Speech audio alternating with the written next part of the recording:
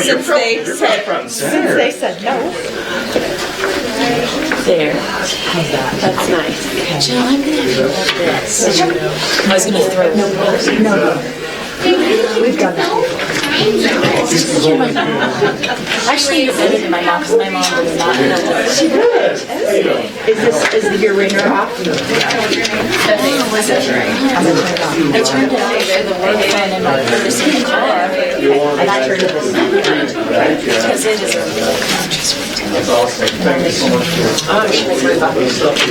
I loved being over at DHS. I just gotta let you guys know. I really enjoyed that. I am so glad to hear that because you're there so often. And I am there a lot. Is this a hardship? I mean, No, it's it's right on not. the street, so not Ross is actually constantly saying, why are you so chipper after sitting in like 4 hours of meetings? I just feel good about this project. good. I feel really good about We it. do too, and we're so glad. And you have so many great people. I just get to meet around all these wonderful people who are passionate about having kids. Where were you?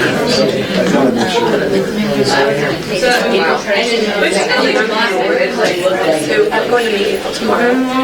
I've talked to his family. We'll see. She's open to see as well. But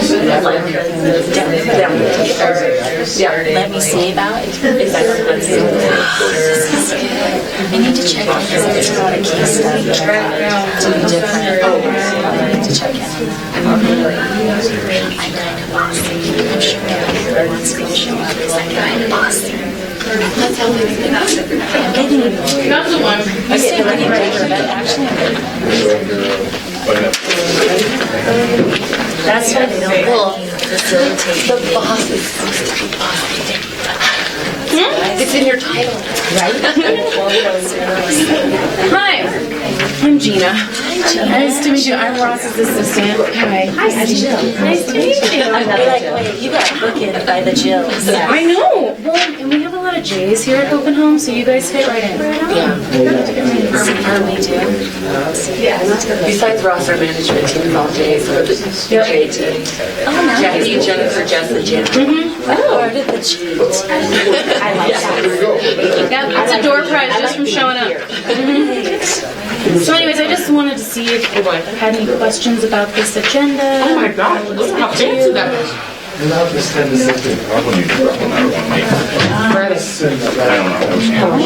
Hi, you were so good. It's good to see you. I was like, so this is kind of stuff. And I didn't know if you feel more Okay, so we do this comfortable thing, and I was like, with those three oh, I questions. see Jill and Jill. I really like Or are you like pretend like you're gonna do an interview I mean, you work together, so. There's a man. Well, I have an office. We just usually like this is whatever works for you. we're like on the train now, right? Like we're moving forward, and it's like, oh boy, like we're going to the house tomorrow, and What do you think, Jenna? Should I send the Yeah. front? wherever it is, we had Good. literally such poorly. Can't goof on. Like, it's so Sitting in the bad. front, I asked But way too many questions. Yes, absolutely. And so we talked to Something these tells me if you people, sit in the back, you'll still and they're like, hey, we really I know, you're just, right. like, I would. Yes, we've got a contract already, like, it's a 3-bedroom. But the thing is it's got really big bedrooms, so we could put 2 boys in each room. But they have a completely unfinished basement. We have lots and lots of contractors in Open Home. So we're like, is that even? He's like, why don't we just, he said, here's the thing, he said, I don't have to do it, and then he just said, wait, if we just get a spot, but we do it 2 years at the end of the lease, or in the middle of it, there's this trash in the back, 5-bedroom, 3.5-bath house, and I was like, yeah, and we just right for back. $1,700 instead of, it doesn't look like $2,500, so I don't know, so we're gonna talk to them about it tomorrow. We're gonna see if they even, so thinking of us about 12:15, that's kind of the prayer time, it's kind of like, okay, here we go.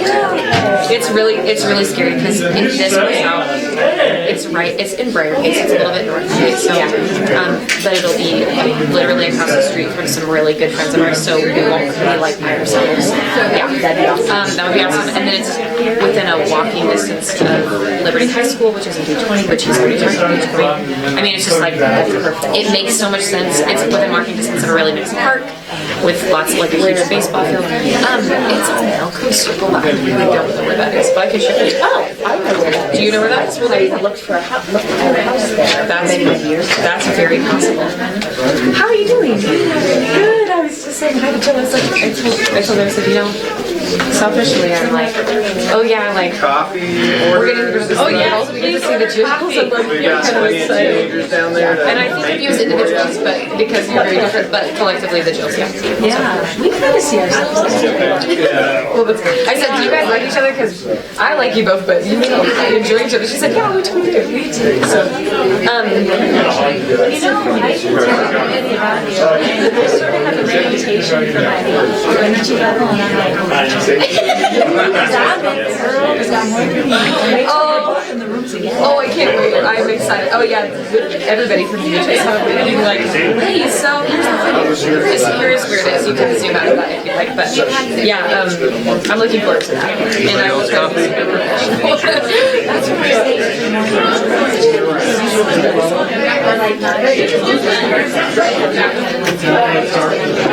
that's a great area. Yeah. It's so close to those great schools. nice. Oh, and the Y's right there. Nice, everything there. Everything there is just. So we're really, like, we're crossing our fingers. But that's the thing is, we're like, is this the house? Like, and the Lord's like, will you trust me even if it isn't the house? And I'm like, oh yeah, but seriously, like, is this really the kid? Like, it's like the worst time ever. If I could tell you, we went on last Friday and we said, okay, we have like 4 showings and a bunch of rentals. We have a realtor like walking us around town, you know, whatever. And he called us and he said, they're all gone. And we were like, what? And he's like, yeah, they're gone. So they're like, I'm not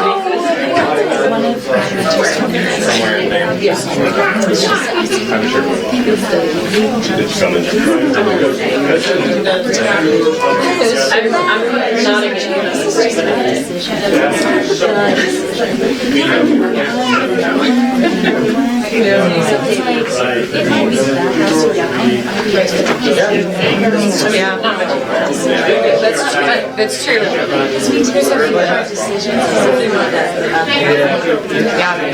Well, and it's just how the scary, that's the element of like, we already watched like 7 or 8 hours, like, Perfect. and yeah, he's already and our realtor was like, there's not going to be a Specific it is. yeah. He's like, I'm not trying to be a defeatist, I'm just saying, this is how it's going to work. You can try it. You can try it, you're going to find the exact person perfectly right for this. And the very right house. And so we're like, okay. And then, I will share this with you, but it's kind of like, it's really kind of secure. Is that okay? Thank you. To get permission. Yeah, thank you. We had just done that on Friday, and so we're like, this stinks. Like this, we just want a house so we can like know where we're moving and know that we can set it up for these boys and really make it the place that they want to come to. Like that they feel restful instead of like, I'm in this other place that's like, whatever. And so, and Kyle had a dream on Saturday night that our friends, we were going to talk about it the next day. He's like, Steph, I had a dream that our friends were going to just give us a house. And we're like, well, they just sold their house. Right. So we're like, well, they just sold their house, so there's no way, like, they can't give us their house. And that was kind of the thought, we should give it their house and so we're sitting with them, they're like, how's the house going? We're like, it's fine, or like, it's not awesome. Yeah, like, it's just crazy, and like, we're trying to figure it out. And then she points through her front door, through her front window, she goes, that house over there, you see that house? And we're like, yeah, she's like, that one's for rent. And they haven't listed it yet. And I was like, and we haven't told them about the dream yet because we didn't want it to be like, that was the dream, it's gonna happen, you know. But we feel really confident that this is the house. We just don't know why it's a 3-bedroom. Like, God, you know that we have 4 boys. Yeah. 3 bedrooms really isn't like the optimal situation, but anyway, when we said to Ross, we're like, well, it's 3 bedrooms, but there's a full 800 square foot of finished basement. And he's like, okay, well, but how unfinished? We said, we don't know. And then we found out it's like concrete walls, but it has egress windows. So actually, and those are expensive to dig and fix, and so they have them in a 3 or 4, I think they said, and then they have plumbing already. So we're like, we could just finish it. What I was just telling you, I said, why don't we make them reduce the rate and then we'll do it, you know, they'll do whatever. And we're like, okay.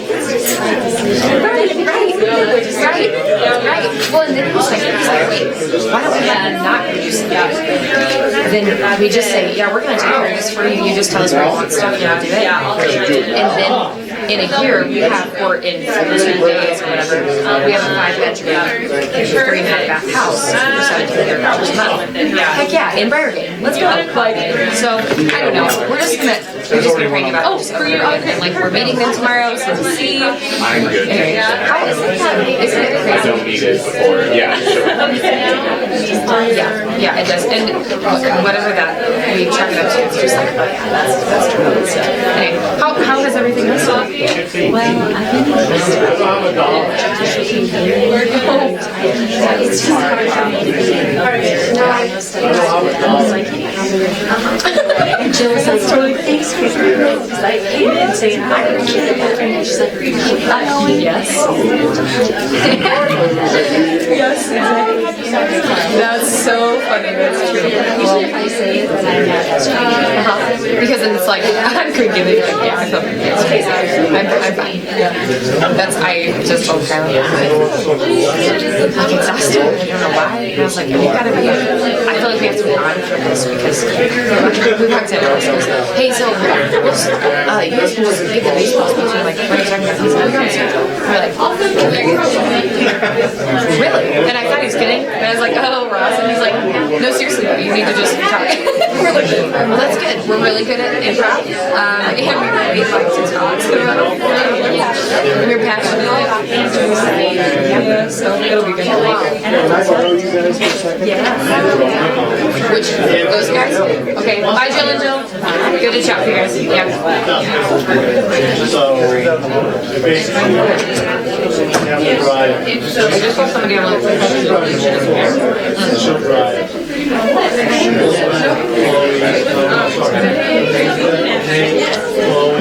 Then See ya.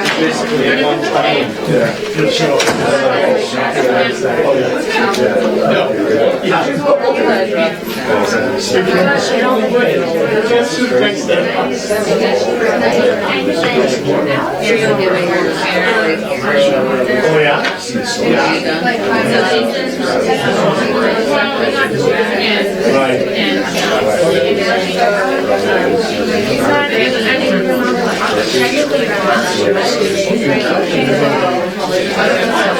And this is the same thing. So you're here. Yes. That's interesting to me. Because we chatted or? Yeah, just because we chatted. I'm looking forward to it. Because I think like when people even feel a little bit of like a pull towards something, I'm always like, what's going to happen? So I'm anxious to find out what your involvement ends up being. I don't think we are disagreeing with our job. So I don't really know. I'm conceptually interested. I'm conceptually very interested. But it's sort of like an information piece, but it's not linked to, oh, this needs to happen in 60 days or something. I don't know where it's going to be. But I'm very conceptually interested. Well, I mean, there's so many pieces of it that aren't all, I mean, you just right, that aren't all, you have to move into all the paperwork and right? There's like so many pieces. And I hope, I don't know how much we'll hear about all those pieces tonight, but from what we know, yeah. Are you too? No, I was just looking for comfort. Yes, yes, I'm sorry. One here if you want. Yeah. That's all. I don't want to And I dropped her name back in my head. Yeah. What's your name? Oh, I'm sorry, Renee. Renee, hi, I'm Steph, and this is Kyle. Yeah. That's so funny. I wonder, we're really, like it's becoming more, like it's starting to hit the ground, you know, and it's starting to like, oh, this is tangible. Oh yeah, June 1 is our go date. I told Ross, the very first person who transition, said, we had downsized. Domicile. I went over there.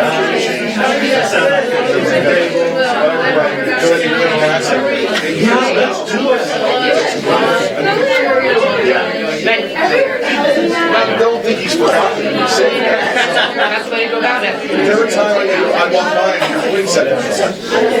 You're like, is that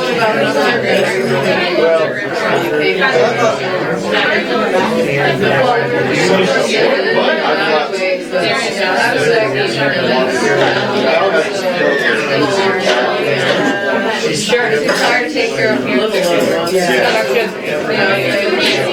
we'll look forward to hearing you. After this, we should talk together just to see what you think. This kind of scenario is going to drive the story. I mean, foster care all around you. Yeah, absolutely. Right? I mean, how you come to this is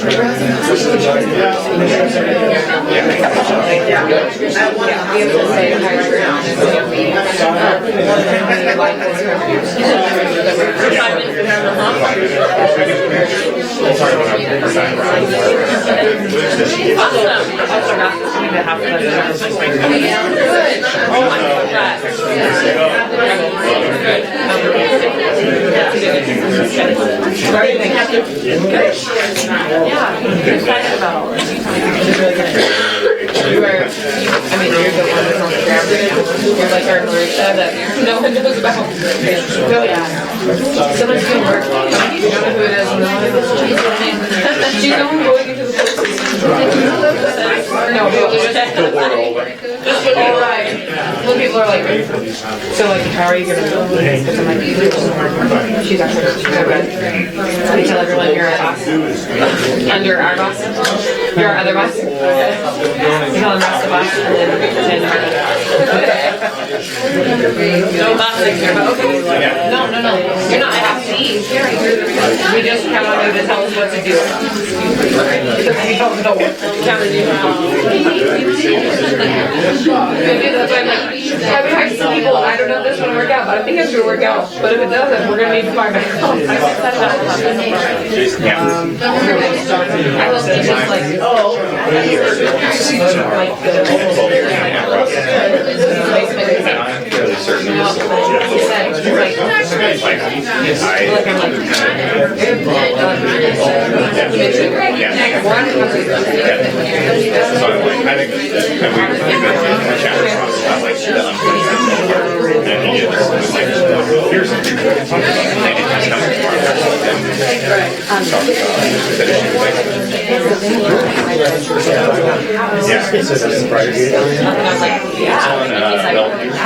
just like right north of the answer that I'm not familiar with that area. In general.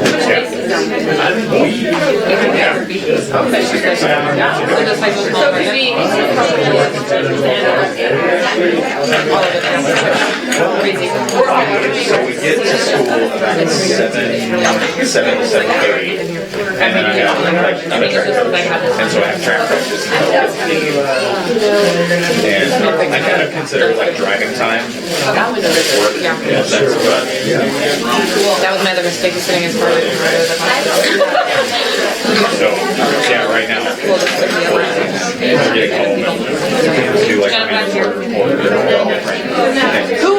Who here watches Parks and Recreation? This is my first town hall meeting. I had to make a reference to that before we got started. Yeah, man. It's a funny show if you don't watch it. you should watch it. I'm channeling my inner Leslie Notes. Yeah, you are. It's going to be so good.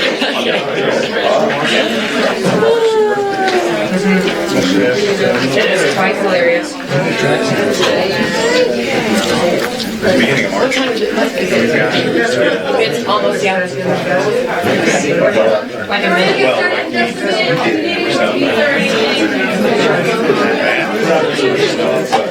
We have 3 more meetings after, like one on Saturday, the next one next Friday, the next one next Saturday. Like Creed, Custer, like the Christian. Oh, okay. But we're going to the big meetings in 9/12.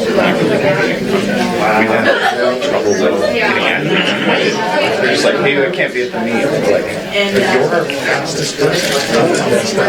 How are you not?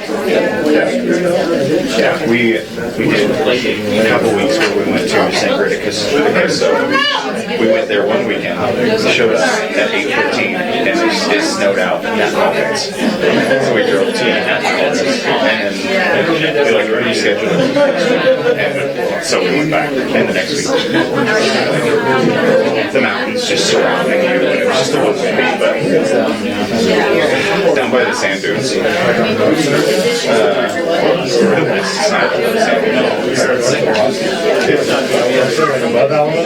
Yes, north of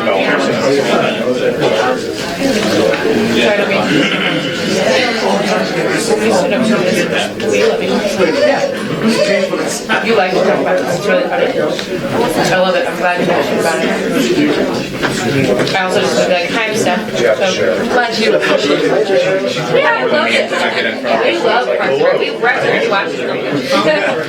George, and preacher voice, we're at Lover's too much. Okay, guys, I think we're about ready to get started. Let's come on in and grab a chair. We have lots of chairs in the front, kind of like in class, you know. Everyone fills in the back chairs first.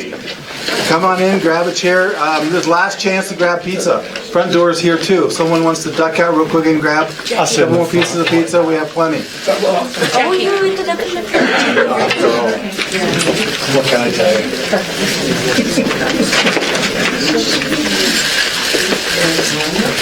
Do we have any stragglers in the hall, Vanessa?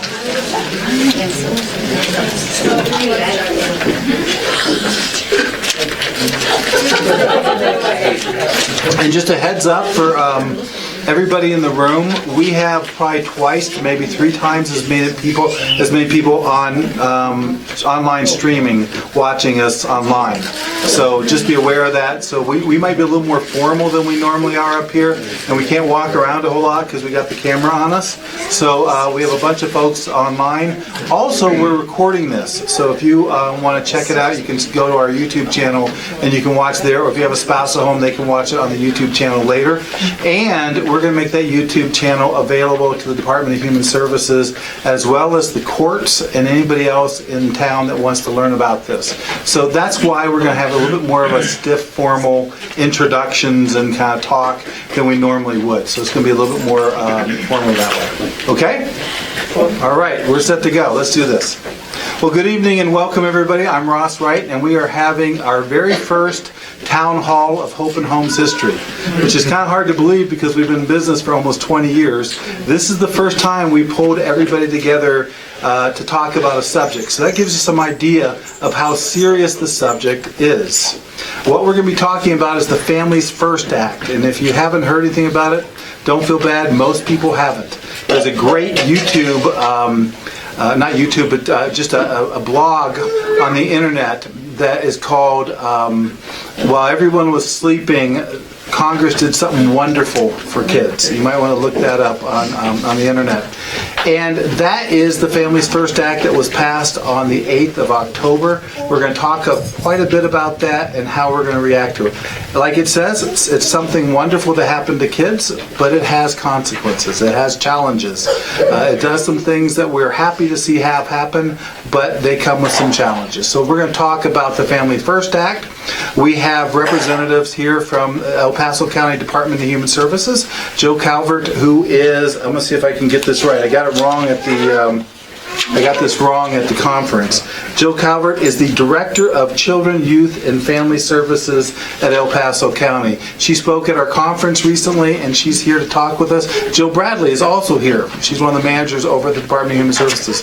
The first Joe Calvert, was just at a conference up in Keystone, so we had to get her all the way down the mountain to come here, and that was that important to them that they brought her here. So this is an important deal. We're happy to have them with us. I also have a couple of our members of our staff. They're going to talk with us as well.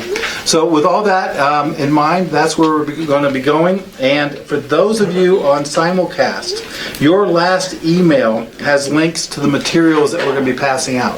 I'll say that again. If you're on simulcast, We're going to be passing out some materials during this town hall, and you can pull those up and download those as well and go along with us. Okay? Well, let's go ahead and get started. Jill, a third Jill. Jill Lewis, can you come up and join us up here? Most of you know Jill Lewis. She's been a foster parent with us for 10 years. She runs many of our support groups. Would you open us up in prayer? Absolutely. Okay. Absolutely. As I was driving here tonight, I just asked the Lord, what is it that He would like y'all to know? And He showed me a door, and I said, well, that's your all's front doors. And He said, tell them to give the kids a key to y'all's front doors.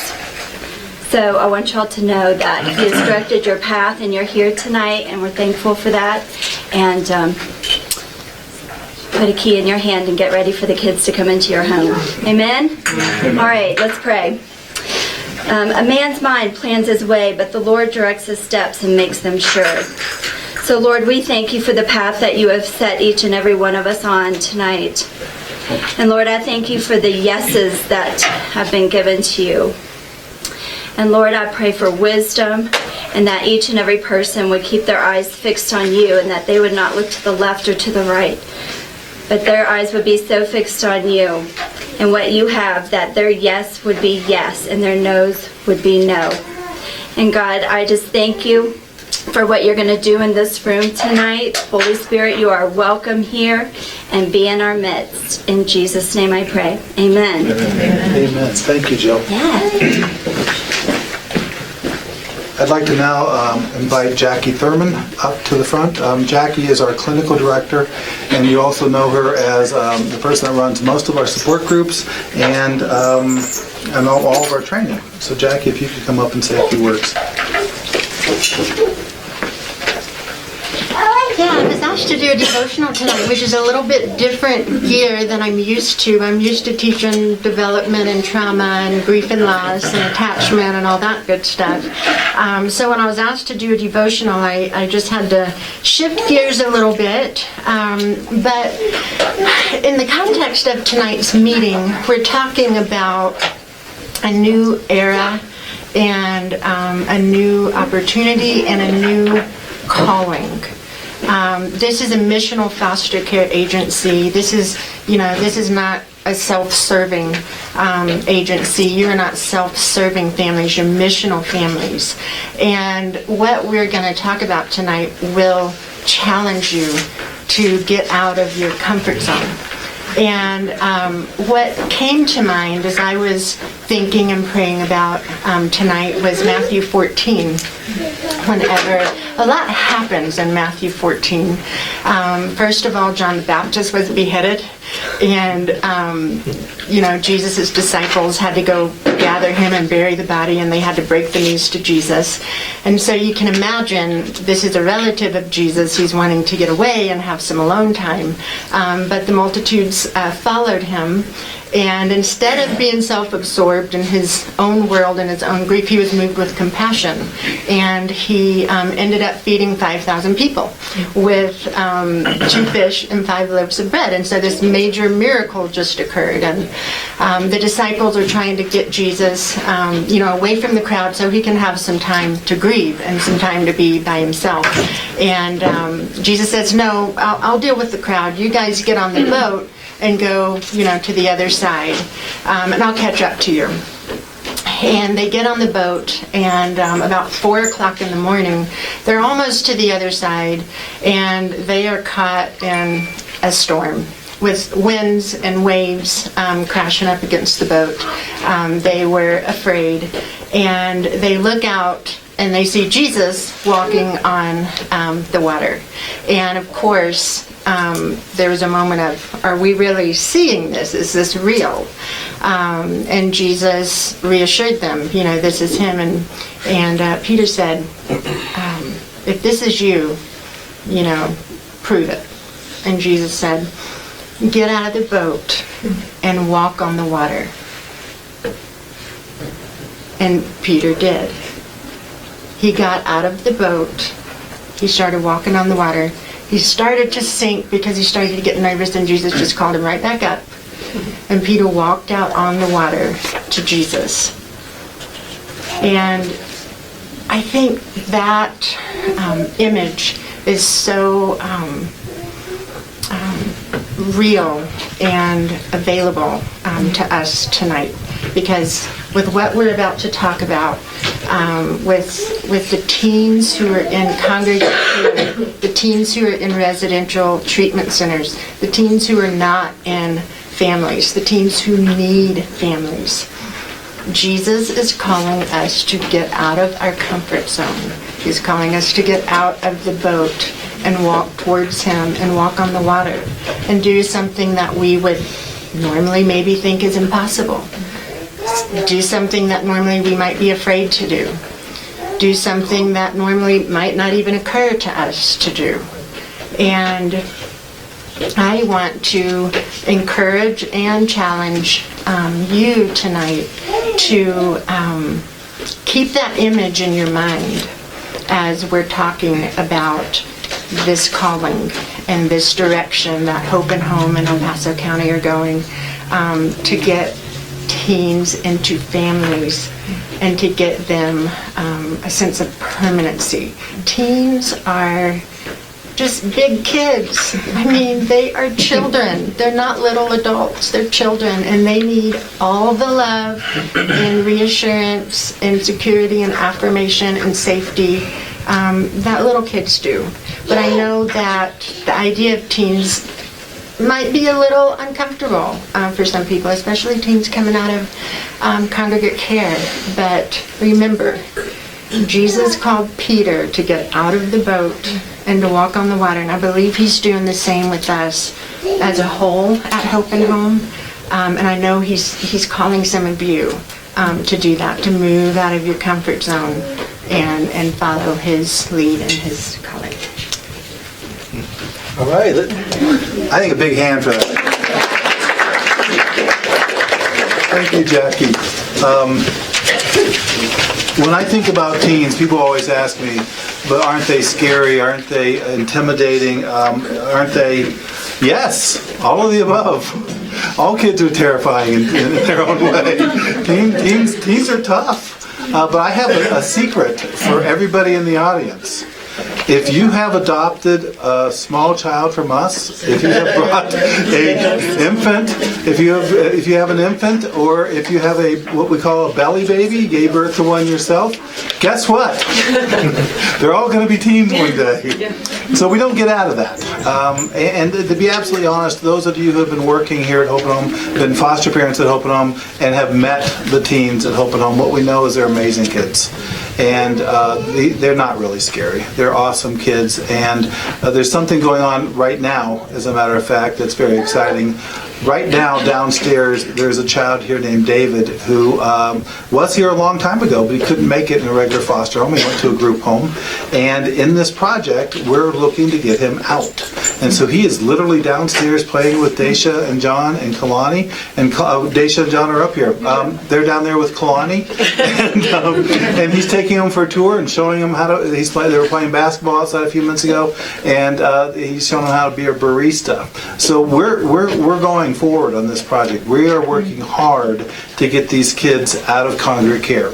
I kind of got ahead of myself, so let me go back a little bit and tell you guys what the Families First Act is and why it's so important that we be doing what we're doing literally right now downstairs with David. On February 8th of this year, Congress passed the Families First Act. And they did it in a kind of interesting way. As you all know, the government got shut down, and they had to pass a law to get it going again, and they just slipped this law right into it. And the Family First Act was initially brought about, I want to say as much as 10 years ago. Orrin Hatch from Utah was the co-sponsor of this act, and it's bounced around for a long time. It's very controversial, has a lot of issues in it, and most people didn't think it was going to happen because it was so complicated.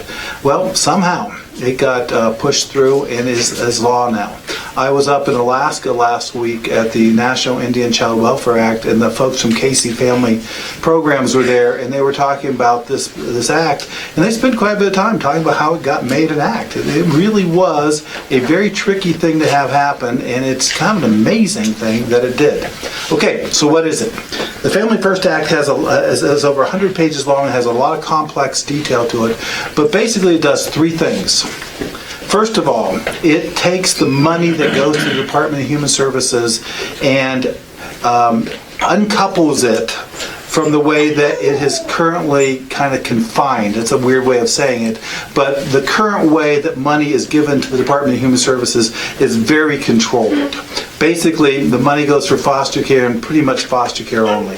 What this act does, first of all, is it frees up some of that money to be used for prevention. And that's a wonderful thing. We all know the story. John Vanderbilt, who used to go around doing a presentation about wraparound care. And I loved his presentation. We paid for him to come here and make a presentation probably 20 years ago. But what he talked about was the story of the woman who lives a very marginal life. She's got 3 kids. She doesn't have any money. She's working in a really tough job, and she's about to lose her job. She has a car that barely works. And one day she goes out to start the car and the battery's dead. And a chain reaction unfolds. And before you know it, she can't get to work. She loses her job. Next thing we know, she loses her housing. Next thing we know, she's on the street with 3 kids. And the kids get removed and placed into foster care. And before we know it, we as a society are seeing a tremendous cost, not just financial, but the loss of a family that could have been an intact family. Kids are now split up. The mom is in the court system. All of this happened because of a $75 battery. And so what John used to say is we've got to find a way to decouple some of this money, to look at the funding streams and find a way to wrap money around families and do different things at the beginning so kids don't go into foster care that don't need to. Now we all know if a kid is abused, if a kid is severely neglected, those kids got to go into foster care. But there's a lot of kids that maybe they don't. So this money is now going to be available for those kids to keep them out of foster care. And that's a huge hallelujah for me. I think that's a wonderful thing that we're going to see happen. The second part of the act, in October of 2019, a year and a half from now, every group home in America is going to be defunded. Think about that. Thousands and thousands of children. We have probably 700 to 1,000 kids in Colorado alone that are in group homes. Every group home in America will be defunded by October of 2019. Now there is a provision that they can get an extension. A lot of states won't do it because if they get the extension, they lose the money I just talked about. So most of the states are going to hang on to that prevention money, and a lot of states have done what's called a 4E waiver. Colorado has done that, which means they can access some of that money ahead of time. They'll lose it if they don't do what I said earlier about group homes. So most of the states will be closing those group homes in a year and a half. The extension, if they take it, is only 2 years more than that. Any way you look at it, most of the group homes in America, and probably all of them in Colorado, are going to be closed down by October of 2019. The next part of the act, the third part, is it severely limits the ability of residential treatment centers, RTCs, to take kids into their facilities. They recognize that kids, when they have a medical need to be there, which is a good thing. But are kids there because there's just no room at the inn anywhere else? Absolutely. Do kids go in there for a legitimate medical reason but don't get out because there's nowhere to go? Absolutely. So what the new law does is it creates panels that have to evaluate kids and specific processes for a kid to get in and specific processes limiting them staying there, and makes it very clear that lack of available resources is not grounds to be in a medical facility. All of these things are amazing things. We're going to get kids out of institutions, something we've all fought for. I know that everyone in this room has had some experience with either a child going into your foster home or knowing a child that's been in a group home. And we know these are not good places for kids. And you know that when you have adopted kids, how much better kids are in families. We know this. So this is a great law. We love the fact that we're going to be limiting residential treatment center. We love the fact that they're going to be getting rid of congregate care. And we love the fact they're going to put more prevention into keeping families together whenever possible. Okay, what's the challenge? I look around the room and there's no one my age.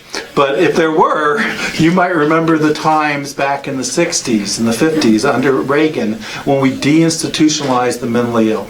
We had 490,000 people living in mental hospitals throughout the United States. Colorado State Hospital had 5,000 people. They lived there. If you watch the movie One Flew Over the Cuckoo's Nest, that's what that movie was about. People who lived in psychiatric hospitals, the chronically mentally ill.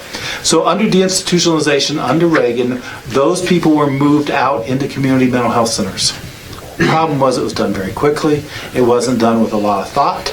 And so we had 490,000 people that no longer had homes. 100,000 of those ended up in prison. 150,000 of them ended up on the streets. What we're doing right now is making sure that the next wave of deinstitutionalization, because that's what this is, we're deinstitutionalizing hundreds of kids, thousands of kids, and across the United States, maybe as many as 50,000 kids are going to be going out of these institutions in the next year and a half. So as this phase of deinstitutionalization comes to Colorado, we are going to make sure that these kids don't end up in prison and these kids don't end up on the street. And that's our job. As soon as this bill was passed, Dennis, who is our supervisor with the Department of Human Services, that's CDHS in Denver, Dennis came down here. He came down almost immediately and asked for a meeting with me and said, Ross, we have got to do something. And Hope and Home is one of the largest, and we are certainly, in my opinion, the most passionate child placement agency in the state of Colorado. So he came to us first and said, guys, what can we do? Well, we came up with an answer for him. It took us a little bit of time, but we met with him, and we met with Julie Crow, Jill Calvert, Jill Bradley, Matt Haywood, and the folks over at DHS, and we have a couple of proposals. One thing is we're going to start recruiting foster parents like crazy. We just need more foster parents. We always have, but we need even more now. So my first call out to all of you at Hope and Home, all of our Hope and Homies, let's get the word out to our churches. Let's tell the story of Families First Act and what's about to happen. Let's tell them that we have 700 or 800 kids in institutions that need to get out, and let's get people mobilized. Let's get other families to become foster families so we have homes for these kids. Some of these kids can go straight into a foster home. Some of these kids can't. Some of these kids need an intermediary step before they go into a foster home. As a result, Hope and Home has created a brand new project. And that project is a pilot project now with the state of Colorado and the Department of Human Services here in El Paso County. It's called First Reserve. And we're going to pass out the First Reserve paperwork. Do you guys have the brochures? Gina's going to pass out the First Reserve paperwork. These are the brochures for our new program. It is a pilot program with El Paso County and with the state of Colorado. The state of Colorado has to give us a permission on a license level, and El Paso County down here has to fund it.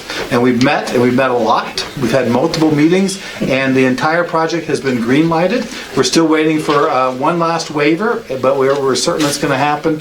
And we're going to open our very first Reserve home on June 1st. And we have the family with us here tonight. We're going to bring them up in just a second, and they're going to tell you about how they're going to do this. Unfortunately, I know that Jackie has to go to a basketball game, so we're going to say pick up her daughter from a basketball game. Life still happens. Life still happens.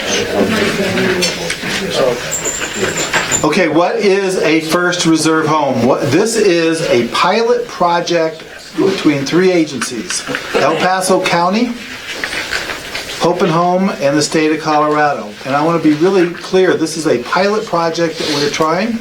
There are other projects that are going on. I texted back and forth with Lee Osterly over at Kids Crossing.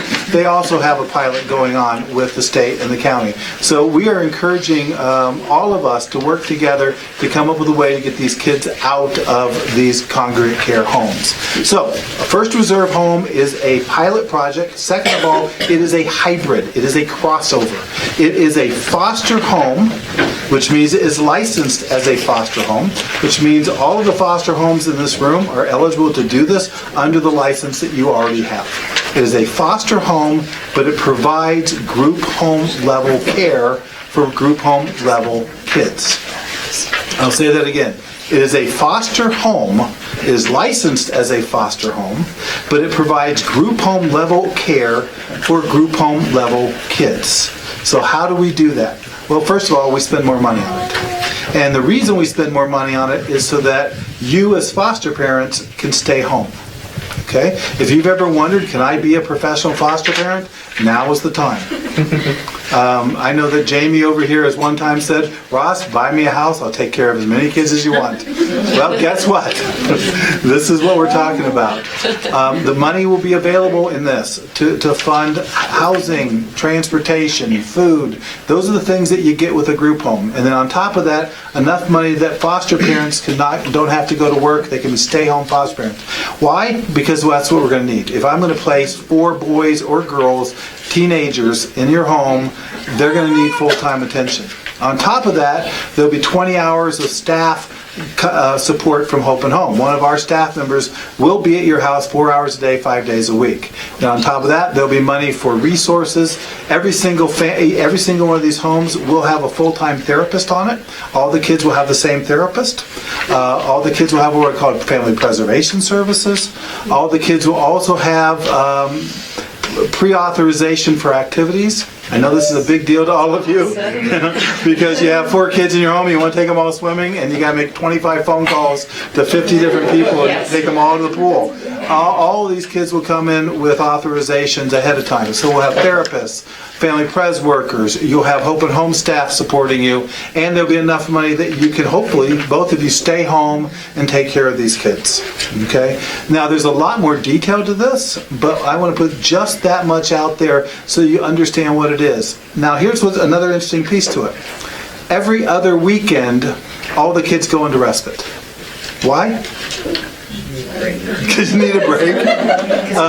Because they'll die if they don't. The families need a break, but also this is not a permanent place for these kids. And as you look through the brochure, what you'll see is this is a safe transition place. We're very clear, the brochure was written for kids. And it's a safe place, a good place, a healthy place for you to take a break and think about where you're going next. If every other weekend you're doing respite with one of you guys, our hope is that maybe one of you says, this kid could stay here longer than a week. And some of you know what I'm talking about when I say this, and I smile a little bit because many of you have experienced this. Kids that you didn't think you hadn't envisioned when you first came here, end up staying for a lot longer. So that's the vision behind this. If you're interested in being a First Reserve family, we really want to talk to you. There's information in the brochure that tells you how to contact Jen Swan. She's the Director of Adolescent Services here at Hope and Home. You can talk to her. You can certainly talk to me. You can talk to anybody at Hope and Home. And we'll get you going down that path. We'll also help you understand what exactly that program is. If you don't want to be a First Reserve home or that's not possible for you right now, consider being a respite home for these families because they're going to need it. And if that's not your thing, at least be on the team. And the team could be everything from helping them maintain the house to helping take kids on activities, transportation, any kinds of things like that. Those are some of the things that we'll be doing with these kids. At this point, all I'm going to do is I'm going to stop. I'm going to introduce and bring up our Director of Family Services. Then we're going to hear from Jill Calvert from the Department of Human Services. Then we're going to bring up our family that's doing this. So you can meet them. We have a family that's already committed to start in June. And then we have a surprise for you at the end of that time. At the very end of this, we're going to have a 20-minute Q&A. And so questions that you want to ask, hang on to them, and we'll get to them at that point. So at this point, I'm going to turn the podium over to our Director of Adolescent Services, Jen Swan. Let's give her a big hand. Jen Swan. Hey Jen, we also have a copy for Tricia, straight from Jericho Java. Tricia in here? No? Okay. I'm Tricia.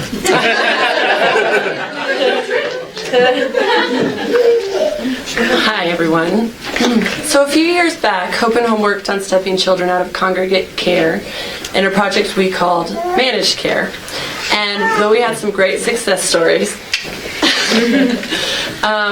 we found out a few things. In order to be successful in this, we needed community partnerships, and we needed a strong community of support from you guys. We need people who believe every child deserves to be treated with dignity and to know what it means to have someone care for them.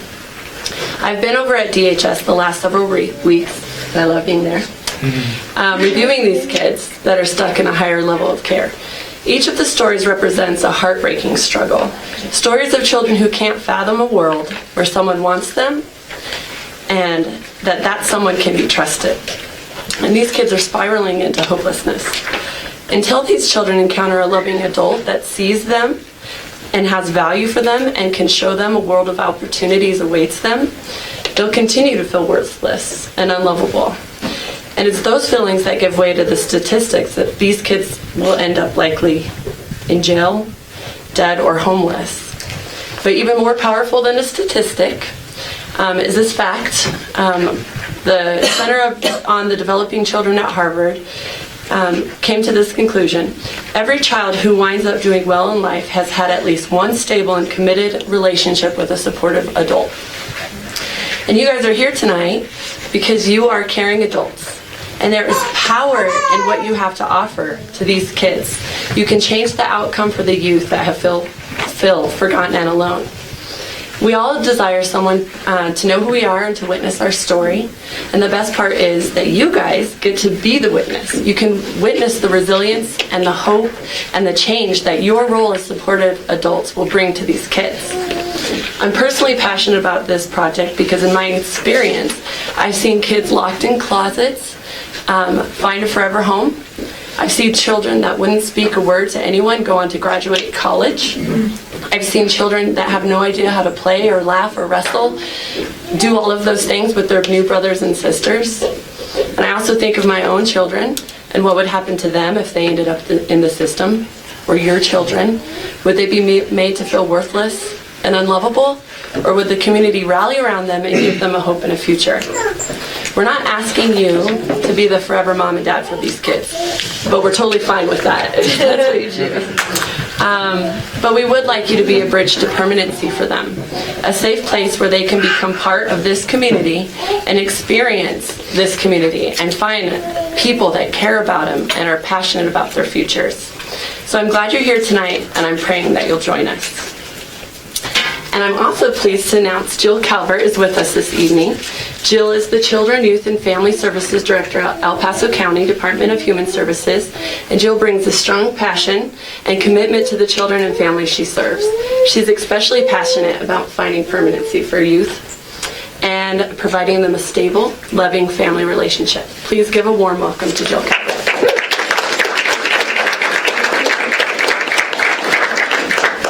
A podium feels so official.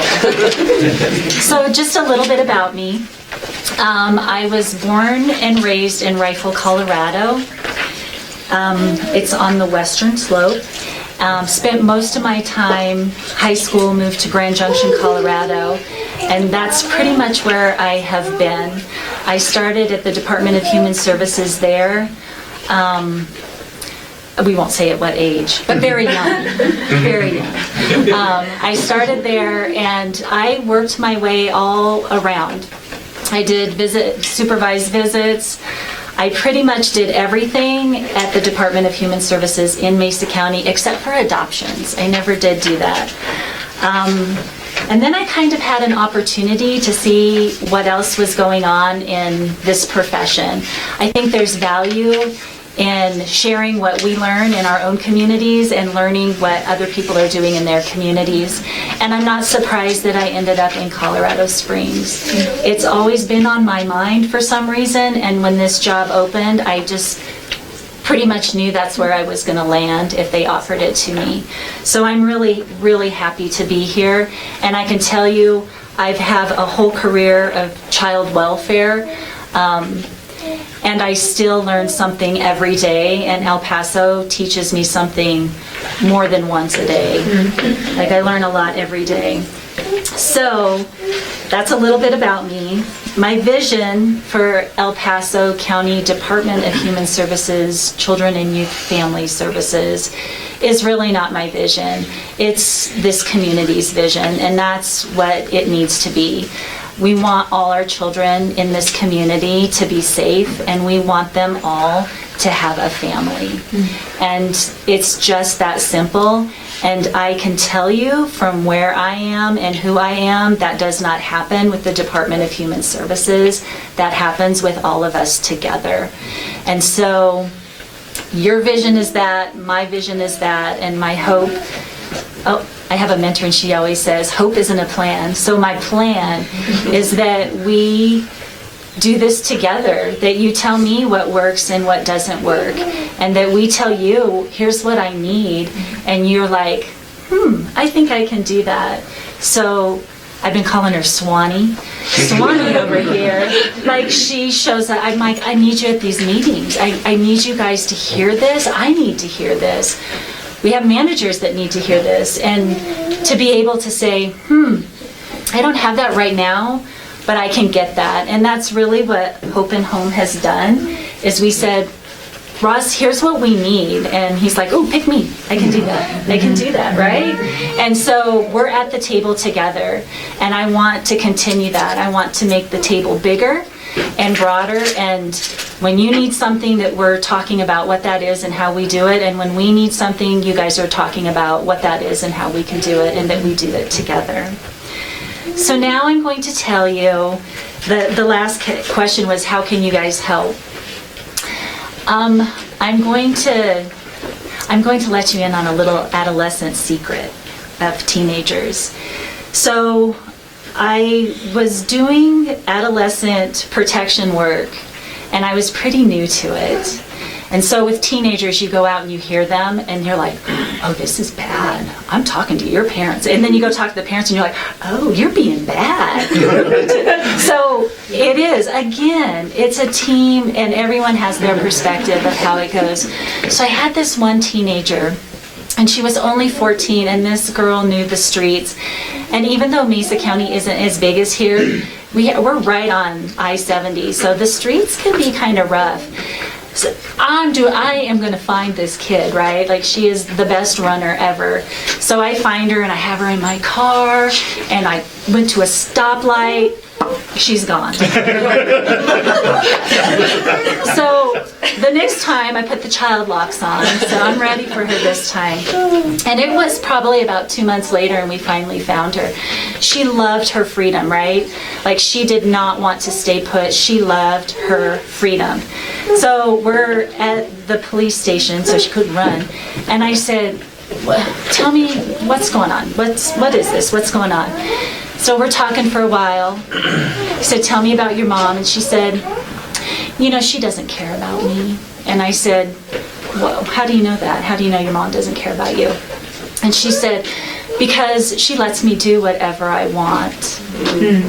So when, at the very beginning, we were talking about the key to your front door, what that does is, it's the key to, we have dinner at 6 and I expect you to be here. And we eat together. I notice when you're not here.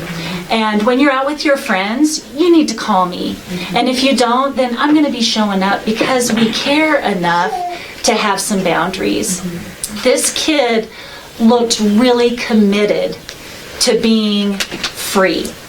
And what she really wanted was somebody, a family, to say, in our family, in this house, you show up for dinner at 6, and you're in your bed at 10 o'clock, and you stay there, because I care enough about you for that to happen. And that's the gap that you guys fill. It's really important. So teenagers do one thing, they mean another thing, and when you can figure it out, it is magic. And when she found that, she did not run anymore. And that's all I needed to hear was, this kid doesn't want to be on the street. She wants somebody to care enough to say, you need to be in your bed tonight. I'll be checking. And that's what I think you guys are going to do for us. So I'm excited about the collaboration, and I appreciate that you are too. So thank you.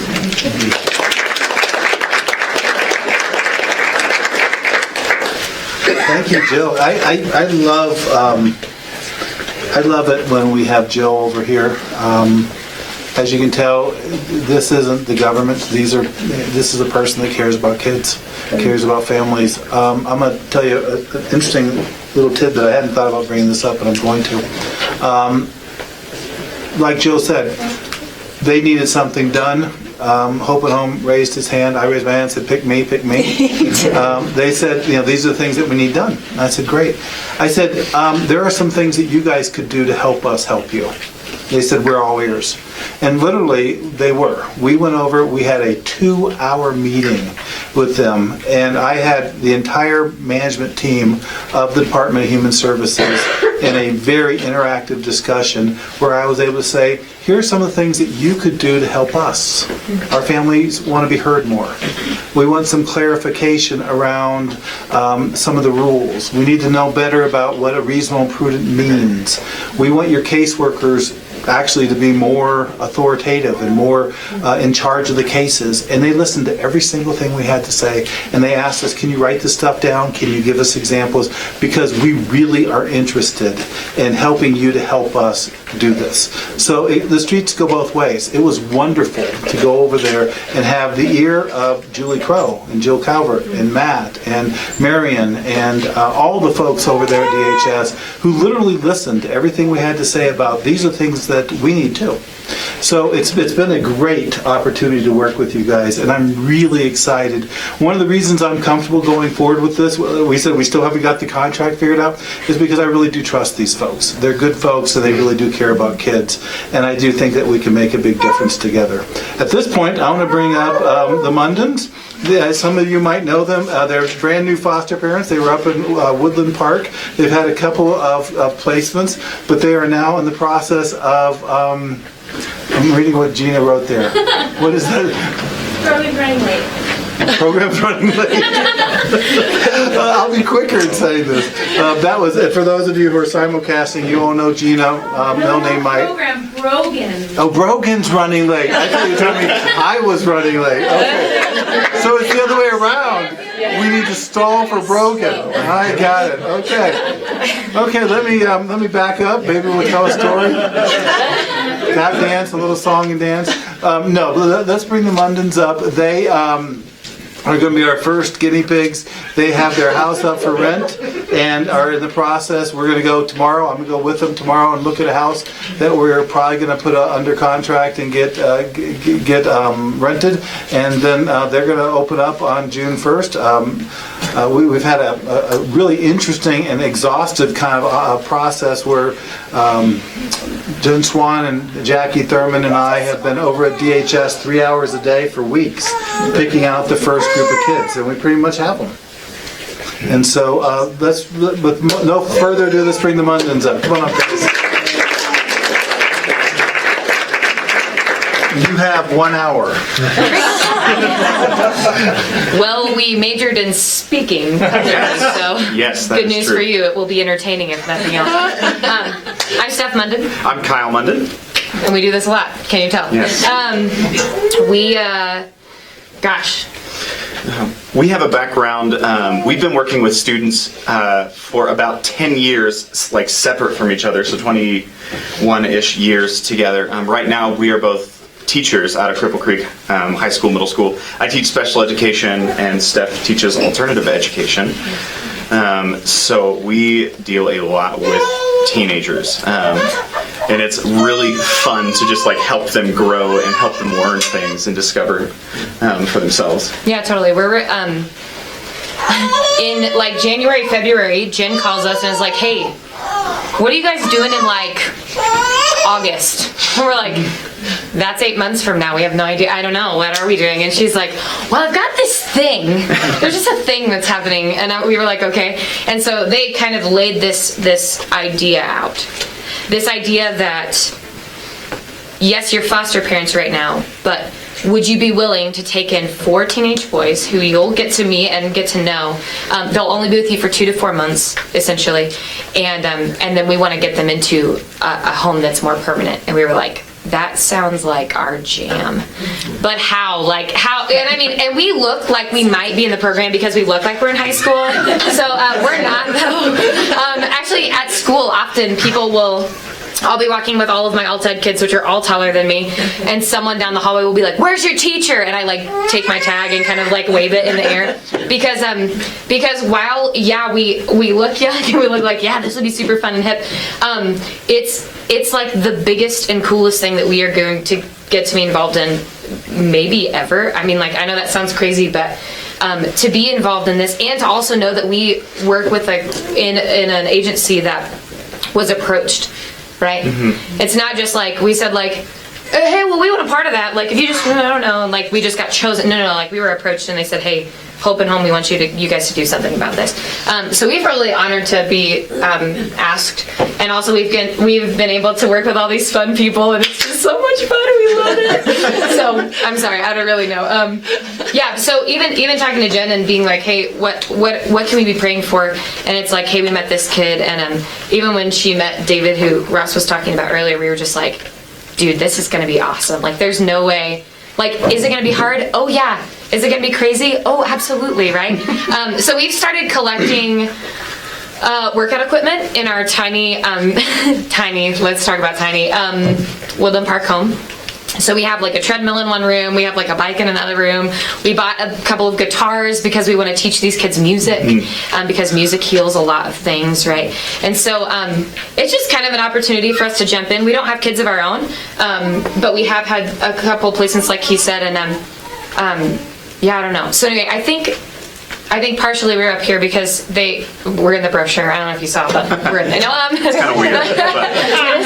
It is kind of weird. It is actually really weird. We're like, oh gosh, oh, like, hey, it's us. But really, if there's anything, I think that the most important thing that we can say to you, regardless of our backgrounds and even our faces and names, is that at the end of all of this, nobody's going to know who we are. Mm-hmm. But the kids who are changed from this program will grow up to be people like you guys are, right? That we want to encourage you and invite you into this process with us. And whether it's doing what we're doing, if you're crazy like us, come on, let's go. But if it's not that, if it's respite for our kids, or if it's even just coming over for dinner one night and just like loving on our boys, we want to encourage you to join in and be a part of what this is going to be, because this is going to forever change how the world looks at foster care as a whole. So, thanks for having us. Yeah. All right. Appreciate it. Cool.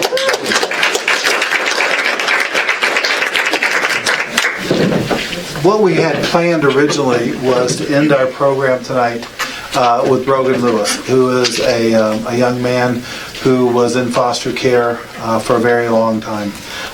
Multiple homes, multiple moves, ended up in a group home and really had pretty much given up. And at that point, his caseworker took a kind of a long shot and put him with a woman that we all know, put him with Jordan. And it was not a normal placement. I mean, it was a transition placement, but he then got to be part of Hope and Home. He started working at Hope and Home. He was a barista, and one of the kids that he got to know was Jill Lewis's son, Connor, and they became best friends, and they started hanging out, and he started doing respite at their house, and before you knew it, they were best friends, and Jill said, "Why aren't you part of our family?" And together with Jordan, the transition was made. Jordan was a phenomenal person, is a phenomenal person. She works out at Compassion. She was that bridge. She was probably the very first reserve family that we've ever had, without us even knowing it. Jordan was that first reserve family, and she made it possible for Brogan to go from being in an institution to being in a family, then eventually picking. He played a role himself in picking the family he ultimately went to. And he loved Jordan, but he wanted a mom and a dad and brothers and sisters, and so that's how that worked. With that great introduction, he's not here yet. So what we're going to do is we're going to move to the Q&A section of our presentation, and when he shows up, we're going to bring him up here. We're also going to give him a few seconds to kind of chill when he gets here, so that he doesn't feel like he's just suddenly put on the spot. But let's go ahead and move to the Q&A section of this, and at this point, it's going to be just Jill Bradley's going to join us as well, and it's going to be the two Jills and Swanee. Two Jills, Swanee, and I.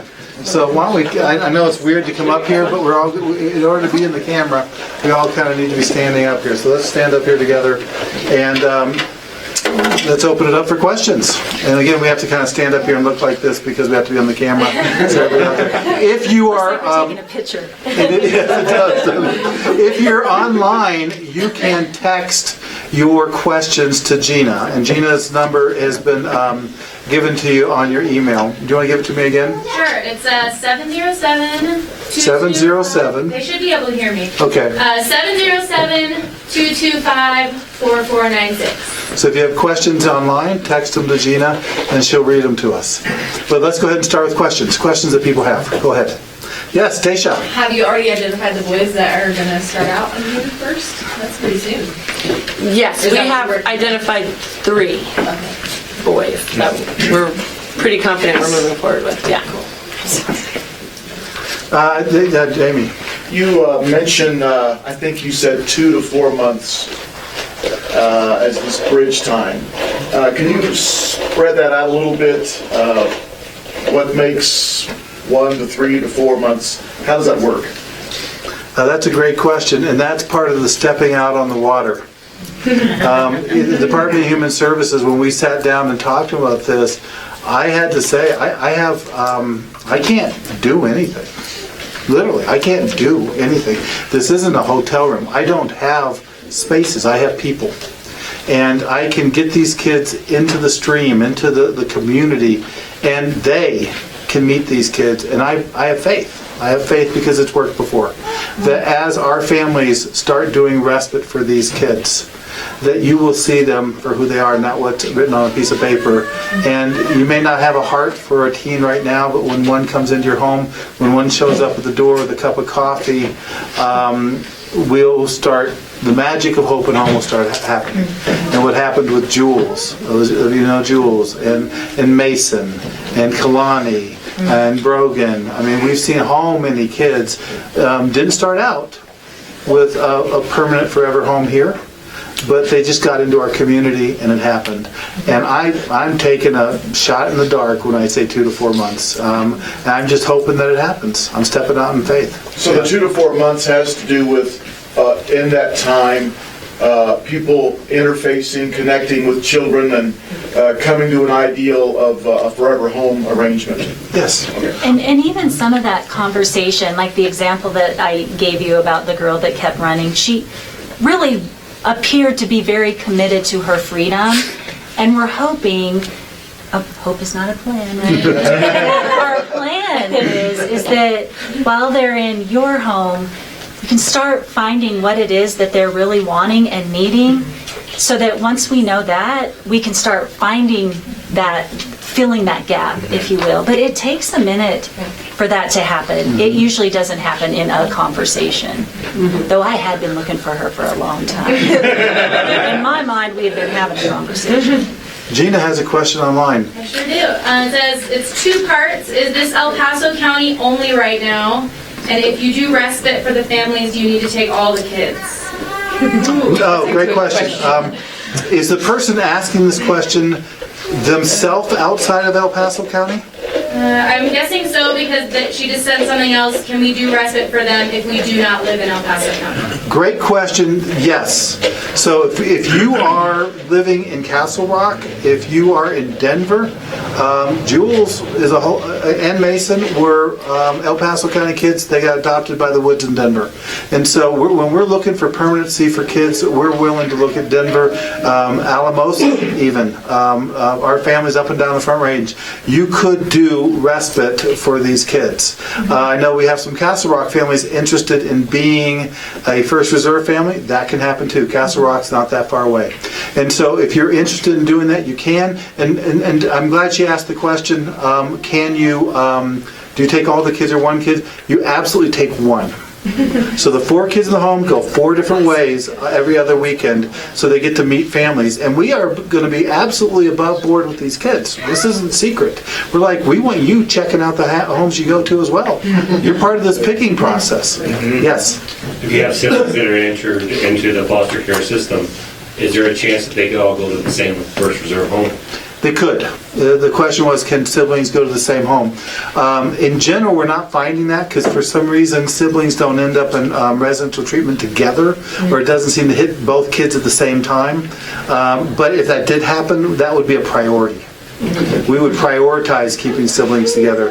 And it could also happen, this is an interesting twist on this, we could have a sibling in a First Reserve home and another child somewhere else, and try and get both of them into the same foster home. And another piece that's important is because it's our foster homes, we control that. I mean, obviously we're gonna work with that. But if another foster home and some other agency were available, hallelujah there too. You know, we just want to get kids home, get them out of institutions, and keep them together if possible. Yeah. Does the program exist for homes with parents who currently have bios? So if I have kids in my house, does this exist for us? That's a great question. And if you didn't hear that online, the question is, can you do this if you have biological kids in your home? Obviously, the easiest way is the way the Mundens are. They're, kind of abandoning their current home. They're moving into a house, starting from fresh. So that's the best hybrid group home, foster home I've ever heard of. But yes, if it works, it can happen. June Harada and his wife Dorothy are also thinking about doing this. They have 2 kids. If they'll stop taking other kids, you're a go-to in the middle of the night for every kid that comes up. Which, thank you very much.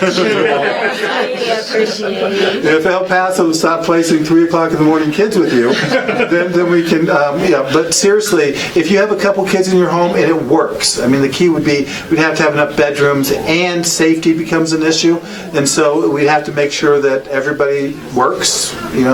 We're trying not to mix teen boys and teen girls, but yeah, if possible, and we want to talk to. If you're thinking about it, come talk to us and we'll see if it works for your family. Yeah. Another question? Oh, actually, Sean had a question back. How are you planning to get enough respite families for, so we get more homes? I can see that adding up. So your question is, how are you going to get enough respite homes? Thank you. I joke about that, but I'm looking at all of you. Get your friends.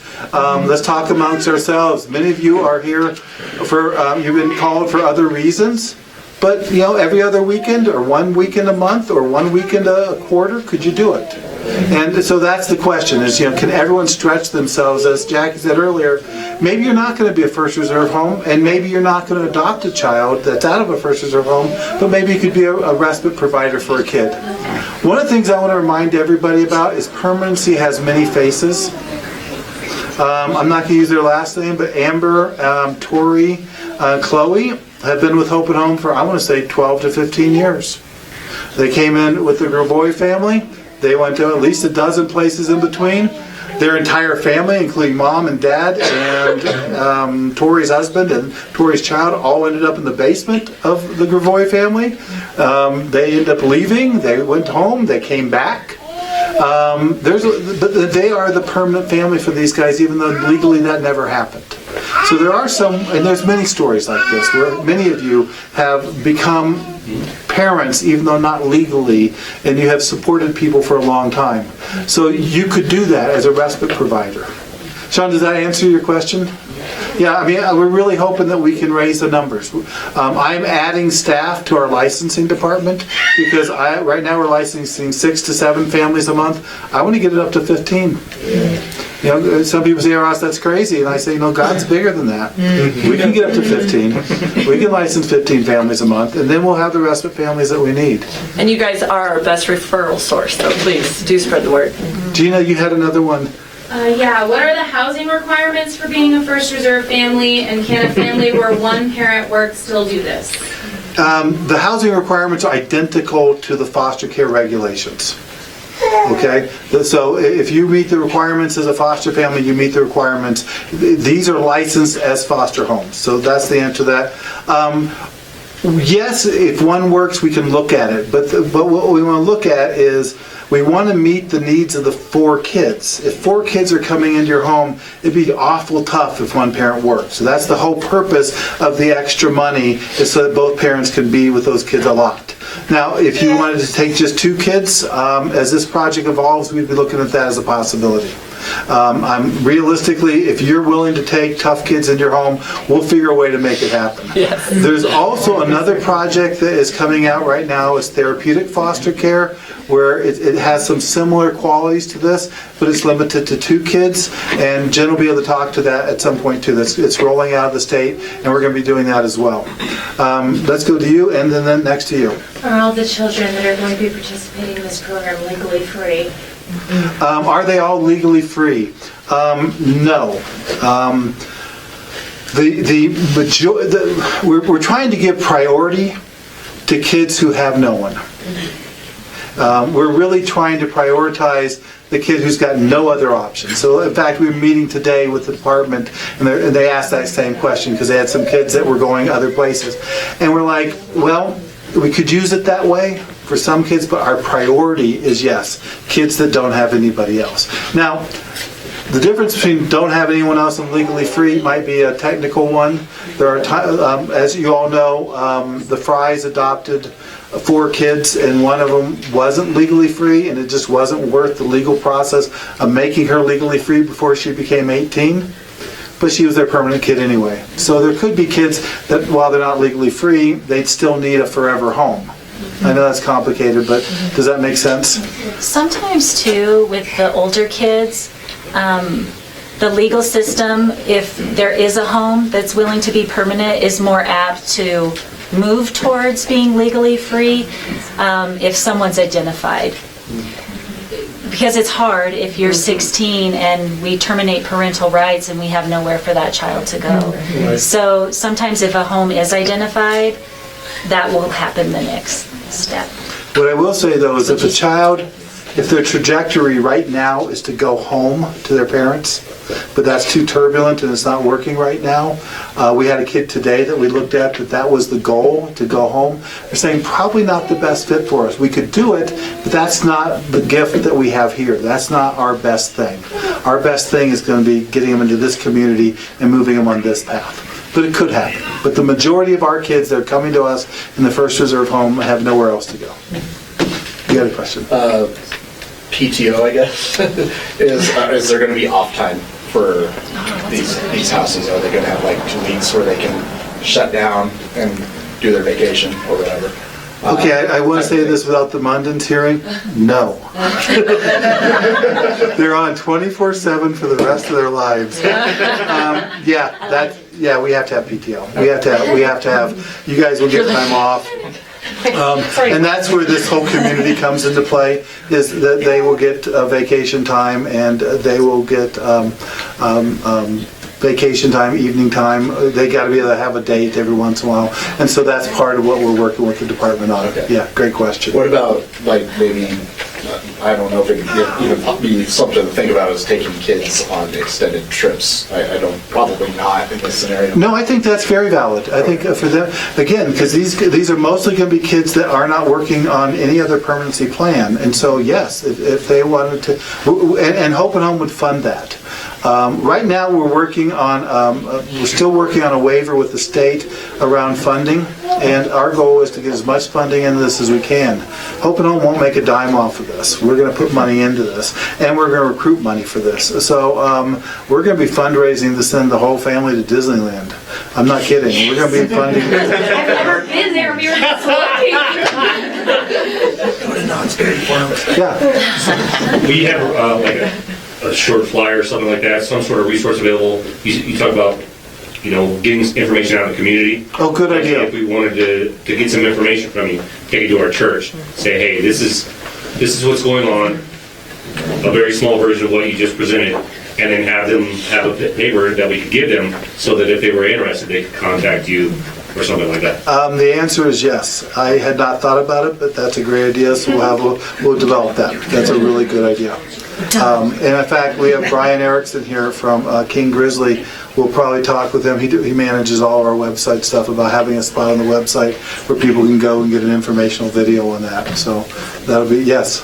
that kind of leads into a question I had rolling around in my head for, I guess, the county or DHS. You talked about expanding the table, the sort of the partnership, helping each other out. Not just Hope and Home and DHS, but probably other agencies, I would assume. I'm just wondering, what are some of the ideas around that? Is it too early? Because I'm wondering about even like programs for the kids, say like a hiking program, or you know, what's the nature of collaborating, especially maybe if it comes to recruiting, which I'm kind of thinking is one of the biggest challenges. Right. It is early, but I move fast. And so does El Paso County. So Dr. Kaywood already talked to PAC, which is our Placement Alternative Committee, and they're a lot of providers on that. And he kind of threw the gauntlet down and said, you know what? We need service providers. We need CPAs. We need everybody at the table because of just what you said, is that it's not just about a home. It's about a community. It's about school. It's about extracurricular activities. It's about all of that. And so we're trying to get together a time where everyone will come and hear these cases and say, you know what, I could do that. And if I had this support or this funding, I would be able to do that as well. So that's our vision. That's our vision. I think, too, the partnership with Hope and Home in El Paso County. Hope and Home's got some great connections already in the community. We do as well. So after, extracurricular activities, different places that provide hiking and rock climbing and things like that, I think together we can leverage those kinds of opportunities so they're available for you all, for the kids. That's what you were asking, more of the coming together. I mean, I think it could be really exciting, right? I mean, it could, instead of just making it work, we could actually make it amazing to where the kids just really want to be here because it's fun and awesome and exciting, and we could tie into the entrepreneur programs around here and who knows what, right? Right. Yeah, it's a really good idea. Let's go to Daisha, then over to you. You mentioned school as a thing, and with a lot of these kids that step down, school is so hard. And so is there any talk, especially with them being educators, any flexibility about school options, and with it being a transitional thing for these kids to change schools when they move into the first reserve home and then when they move out? Is there any thought about the flexibility of doing like online schools or something while the kids are in a first reserve home? Right. Especially because school just can reset so many things. They might be making great progress in the home, and then school brings up all these problems. Right. Triggers them. Honestly, I don't know that we've given it a ton of thought, but that doesn't mean that we shouldn't be thinking about it and having ideas, creating those partnerships with the state too, permission, all of that stuff. So really that's how I see, when we all get together, it's like, oh, I didn't think of that. Good idea. Who can help me with that, So, we'll build it together. But you talk about service providers, you have tutors coming in to help them. It makes a big difference. When I said earlier that when they said to us, do you want to do this? And we said, pick us. And then I said, there's some things you could do to help us. One of the things I said was, it's really hard on us when things aren't well planned. When a kid arrives in a home and there's not much planning, and the services aren't there yet, and the family pres worker isn't there yet, and the therapist takes too long to get on board, and they heard me. And so what we have been doing for the last month has been these grueling meetings where we are going over and over the names of the kids and all the names, all the therapists they currently have, all the GALs. I mean, you got to be careful what you ask for. I asked for planning, and now I've got, what's the name of the young lady? Katie. Crystal, or they're doing a map. They're doing mapping, and I mean they got. Every time we go to a meeting, there's like 8 people in the room, and one person's on a computer with the monitor up there. The other one's doing the stuff on the board, and they're mapping it, and they're giving me the latest map as I get in there. It's like, again, be careful what you ask for, because they're doing a great job of planning. And what I like about that is kids aren't going to arrive in these homes without a lot of thought. And I think you added a good point that we ought to add school to that that list. Partnership, exactly. Every morning, we meet as managers at 8:30, and we have a whiteboard, and we go through all of our kids that are under 12 right now in a high-level placement. And we talk about who's done what for which kid and what can we do today that will get them further or closer to permanency. So. And one of the things that happened today is we started our meeting at 10 o'clock. It was interrupted by their meeting, where we heard that just yesterday they placed a kindergartner, 6-year-old kindergartner, into a group home in Denver. And so we're just thinking about, you're kidding me. Broke my heart. We have got to have a home for a kindergartner. Now, as a kindergartner, they got kicked out of school 6 times, but that's our kid. You had a question? My question was exactly what she said. Schooling. Yeah. Because it brings in so much extra when kids are already transitioning and looking to transition further. Yeah, we need to. We'll look more. Yeah. Do you think there's going to be special needs kids that are going to be part of this demographic? These are your kids. What do you think? Yes. So, yes, I think I think all of our kids have some sort of special needs. Are you talking more physical, developmental stuff, more emotional? All that. Yeah. Yes. I would say probably not so much, we had talked about, not so much our developmentally delayed children as much as emotional delays, lots of trauma. So working with those behaviors, understanding their survival behaviors, why they do what they do.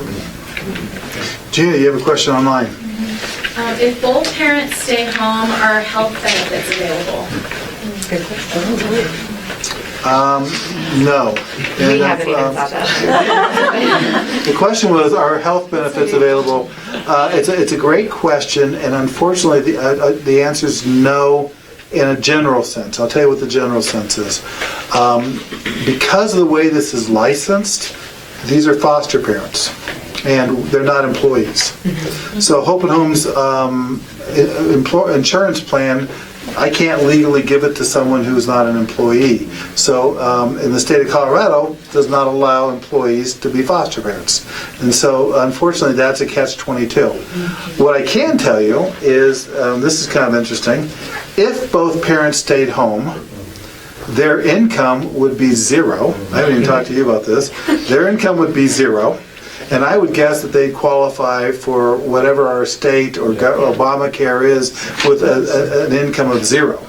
I can also tell you, if you're a stay-home parent with 4 kids and an income of zero, because your foster care money is reimbursement on income, then you would qualify for a head of household and a tax credit that would be fairly substantial. And we haven't talked about that, but there would be an earned income credit for a parent of 4 with an income of zero. So you would qualify for that. My guess is that would work too. So we wouldn't be able to offer it, but my guess is it would be available. We had one more question. Yeah, Priscilla. What you just said about taxes, if these kids are transitioning in and out, I mean, they're not going to be with them for 12 months. Right, so they wouldn't qualify in that respect, but they would be still head of household. Okay. They would still have zero income. Okay. Yeah, good point. Yeah. Okay, I think we're going to wrap up the question and answer time, and if you still have questions, I would like for you to ask them. And what you do is, the number on the brochure is Jane Swan's number. I like the idea of calling her Swanee. We can call Swanee and have her answer, and we want to answer those questions. Also, we're going to be done in a few minutes, and anybody that's in the room, we can answer questions individually. Let's give a big hand to our panel.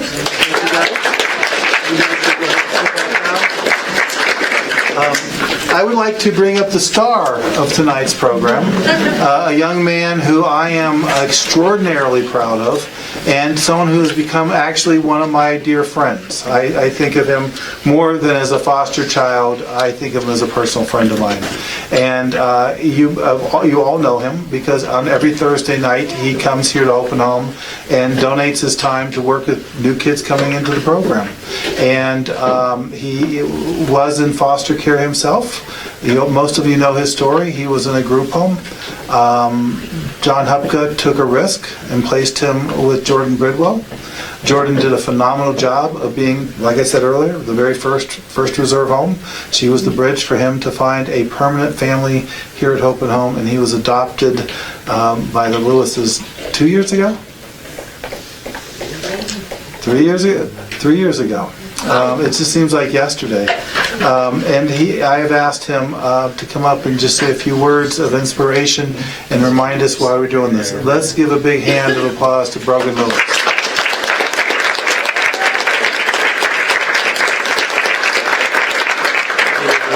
How you doing? Good. I gave him 1 day's notice.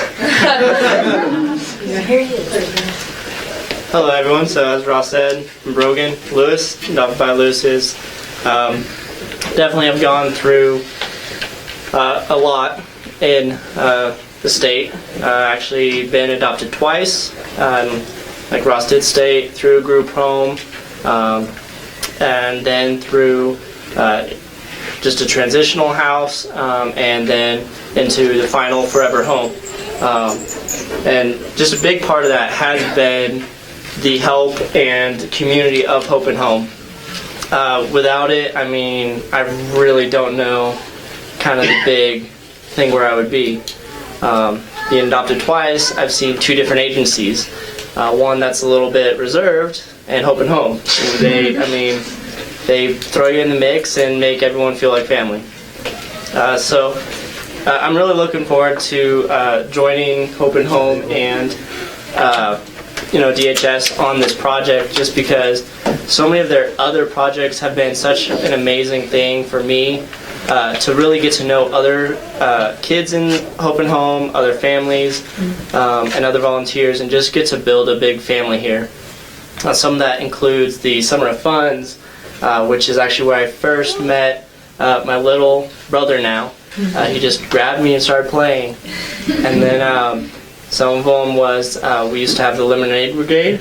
We'll hopefully bring that one back, but we'll see. That one, everyone comes out, we have some barbecue, we play board games, lawn games, have a big run, a walk, just have fun. Maybe you'll see some pictures of me wearing the big lemon. That's fun. What are some other events? Just the teens downstairs. Jericho Java, if you saw them coming in. It's the coffee shop down there. A lot of that is to help teens kind of, cooperate with each other, build kind of some work skills, being able to work together, sometimes it gets hectic. So we're, working with busyness, and then just kind of, just helping out with customer service, talking to families. And it just gives them something to do, something to be able to feel a part of Hope and Home and be proud of. That's really what I've loved the most about any of these programs that Hope and Home has come up with is, they don't just say, oh, we need adult volunteers, we need this. They say, hey, kids, you want to do something? They have a lot of the kids run a lot of the game booths and stuff. So it's just been really awesome to just be part of Hope and Home. And just become part of their family and just be supportive in any of their projects and stuff. And so I'm really excited to move forward with all this. I think that's it. Okay. Really excited to have you. Guys, that's it. We're going to end now. It's a little warm in here, so we'll open up some windows, and we still have some food, and we're going to end, and we'll be available. Jill and Jill are going to hang out here for a little bit and answer specific questions you have.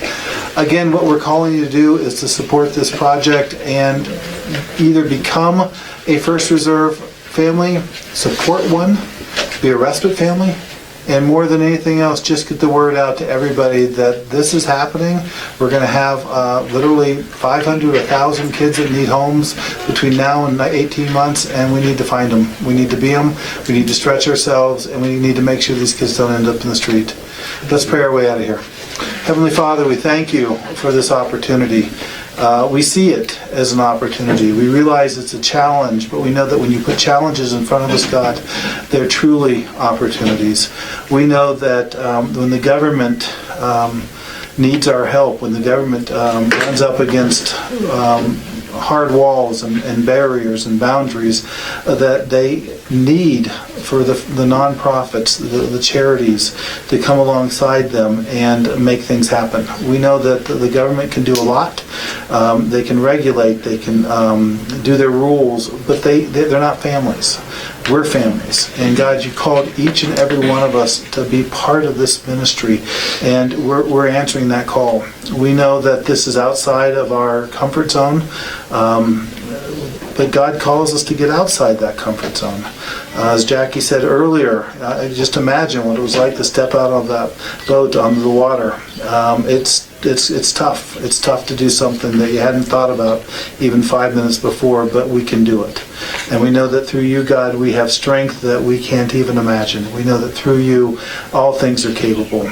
And we know that we can do this. We know these kids can be taken care of. We know that we can find the homes for them. And we know that we can make the changes in their lives so that they, too, just like Brogan, can go from being in an institution, feeling like nobody's out there, to having a full, rich family of people that love him. So that's what we're doing, Lord, and we're doing it for you, and we're doing it in your time, in your calling, and we just thank you for calling us. And we just pray for all of this in Jesus' name. And everybody said? Amen. Amen. Thank you, guys. We're done. We're going to stay up here for a little while and answer specific questions. The Mundans are also going to stay around, right? Okay, thank you. So, since you're making $0,